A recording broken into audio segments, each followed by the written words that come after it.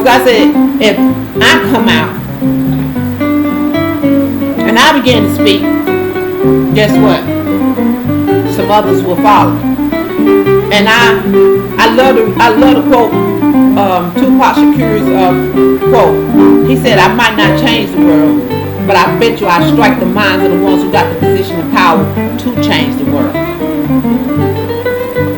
The African American race has been under attack, and they have been using a very own race against one another. And it's just not even just a racial. It's not a racist thing. It's not a hate thing. The reason why they have been in unity together because they know how to work together. They fight within their own camp. They bickering within their own camp for leadership and rulership, and where they done messed up at, and how they gonna get this back, and how they gonna take over this piece of territory. And that's what you get. That's what you see spouting out into society. Because sometimes that argument, that battle is not even none of yours. You fight somebody else's battle. You fight somebody else's argument. When this society begins to wake up, know who you are, know your position, and you stand your ground in that position, in your own lane,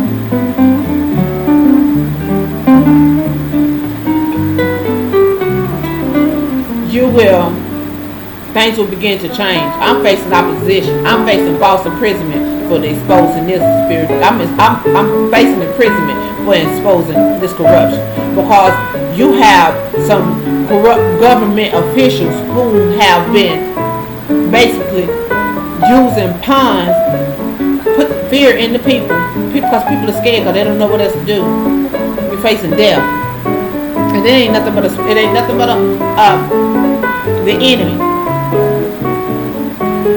But yea, though I walk through the valley of the shadow of death, I shall fear no evil.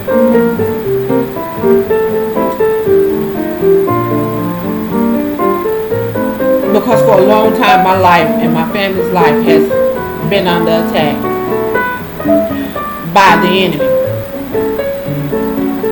Some corrupt government officials who has been allowing the enemy, who has knowledge for self-elevation and self means of elevation for a higher position of leadership and power over this world. And I've been hearing a lot, the silent minority is the one who has the power. You got some ones that sit back in the back using spiritual corruption, spiritual manipulation, and spiritual knowledge and spiritual officials to shred your life apart. I'm a walking and talking testimony of that. I was falsely imprisoned, but you guess what? You know what? I ain't even worried about it. I'm not afraid, not one bit. Because God, He says, He always have given me enlightenment. He said, I'll show you the ending before I show you the beginning. A long time ago, when I started my journey as a young woman out here in these streets, I was falsely imprisoned because of envy and jealousy. And here I am once again. I had all that cleaned up. I had it all cleaned up. Went back to school, got my criminal justice, and was going into the justice, but I didn't like what I see, but I stepped back. But see, when God has a call upon your life,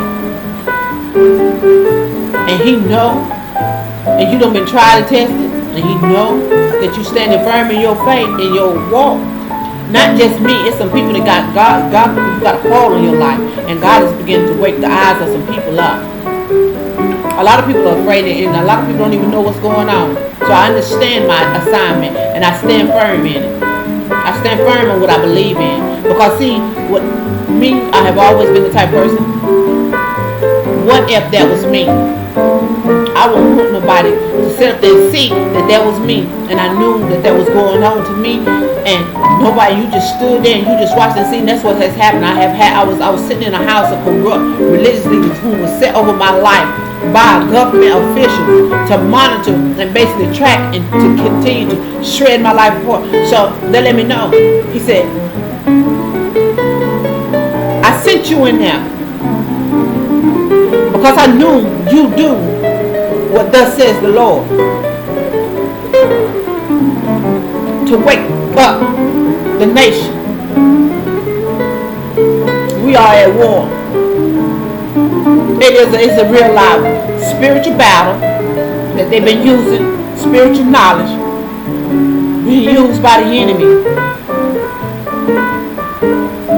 And God said enough is enough, because see, what they messed up at, they put their hands on some of God's anointing. And God said, you touch not my anointing, and you do my prophets no harm.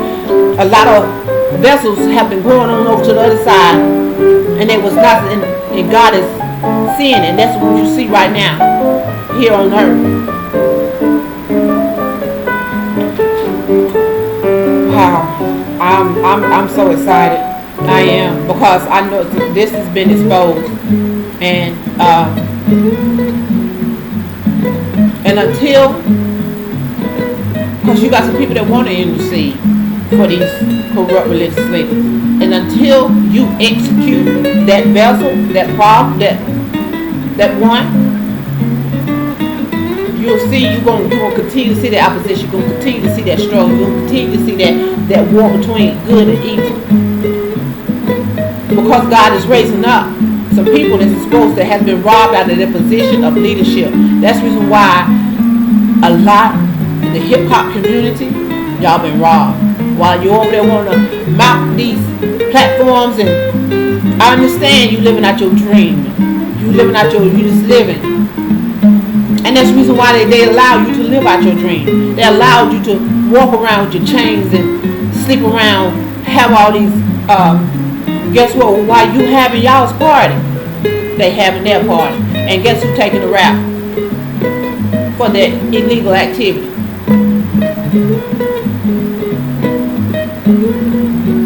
When I walked up in the courtroom today, I don't know, I felt such an ease, even though I know that I was falsely charged and falsely thrown in prison, and I still face opposition walking up out of there. They still trying to put fear in me, and if you ain't realized by now, I fear no man. I fear not them who was able to kill my body but not able to kill my soul, because I know who sit on the throne. I know El Shaddai.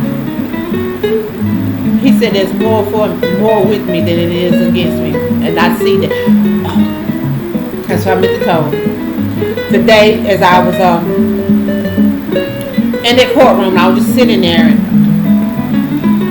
I had been praying, and I asked God, I said, God, loose your angelic warriors out over this. And I lay it in your hands, because I'm not worried. I've been having a sense of peace about it, but I felt a spirit of distress on me. So the enemy is more afraid than I am. They're afraid of what they've done. They know they can't hold me because they know I won't shut up. And my lawyer came, and it's something pleasant about that man. A lot of times it's something pleasant about him. And when I met him, he was talking to me, and I didn't even catch him when I first met him. He was talking to me about, the things that he do and what he like, and I knew it was something that was trying to come up against. The enemy was trying to use his vessel. But we could tell, we talked, and he told me he liked to ride bikes, and I was like, I ain't rode a bike in a very, very long time. I'm gonna have to do that, because I have been having the urge to go buy a bike, but I never had went and bought a bike. And he was telling me about a canoe, and I was like, I've been wanting to try that, but I'm afraid. And we talked, and I left his presence, and up until today, he came again. And when he came in, I just felt it was just a real nice, pleasant atmosphere. So we had to do in the courtroom. We signed our paperwork, and we walked out, and I asked, I said, so how you been doing? Have you been riding a bike since last time I seen you? And we both had our masks on, because that COVID out there. And I don't, so I was being secure. And he pulled his mask down, and he had a mark on his lip. And I was like, darn. And I didn't even catch it then, so we just talked. I said, well, you be careful, And he told me, he told me what happened. He said he was riding his bike, and he was riding his bike, and a car came out in front of him abruptly, and he had to slam on his brake, and he flew over the car and he busted his lip. He had an actual sword in his lip. And instantly I knew that the enemy is an attack upon his life for the covering over me. But I told him, don't even worry about it, because that's the enemy, but you covered. God got you covered. So we talked and walked on. I was walking around the building and he went his way. I told him, have a nice day and be safe, and I'll see you later. And when I got in my car, it hit me. I heard mama. And I just fell out, I just busted out laughing. Me and my mom, when I was real young, my mom bought us bikes. And I used to ride that bike everywhere. And I was always getting hurt on that bike. And my mama, God rest her soul, and I love her to death for being my lawyer. God rest her soul, Mom. One night, she was coming from wherever she went. She done been partying. And she done rolled, she used to ride her bike everywhere. Because she couldn't drive. She didn't have no car, we didn't have no car. So on her way home, something happened in a car. And she had to swerve off the road, and she flew over her handlebars. And she broke her left arm in several places, and they had to end up putting a pin in. And that's the only thing I can think of. I just heard my mama, and she reminded me. She said, "You remember them bikes?"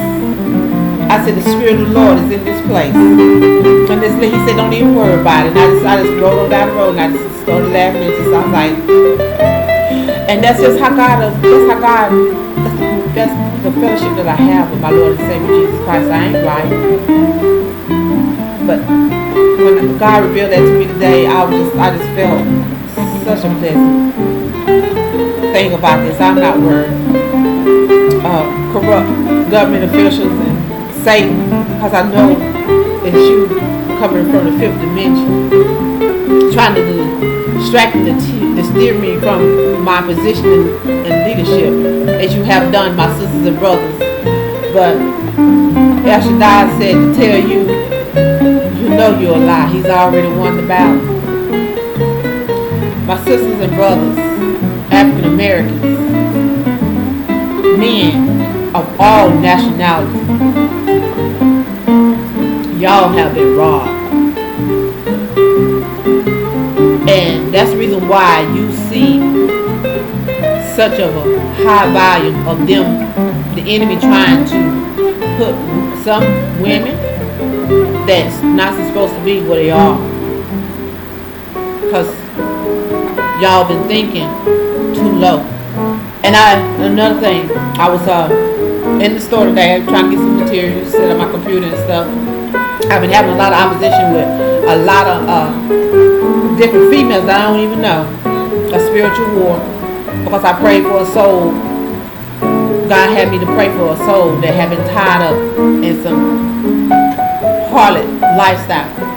And so you know, you pray for somebody, hey, you have to fight for them too. And I just been hearing God say, you're living a lavish lifestyle, but you think you're very low. They're very low. They're living a fake lifestyle on a very low budget. And that's all I've just been hearing God say. And some people sitting in a position of power, they're supposed to, they're not. They're supposed to be, they're low. They're very low. It's some supposed to be millionaires. And I said, you supposed to be a millionaire, but you over here in the gutter. You know, because God said that's where you belong, in the gutter. That'll put you in a position of power, and you wonder why you're stressed out, and you wonder why you're having so much heartache and pain, because the weight that is upon your shoulder was not designed for you to carry. And I'm like, wow. And he said the first shall be last, and the last shall be first. And see, God allowed that to happen, just to see the heart and the corruption how corrupt man is.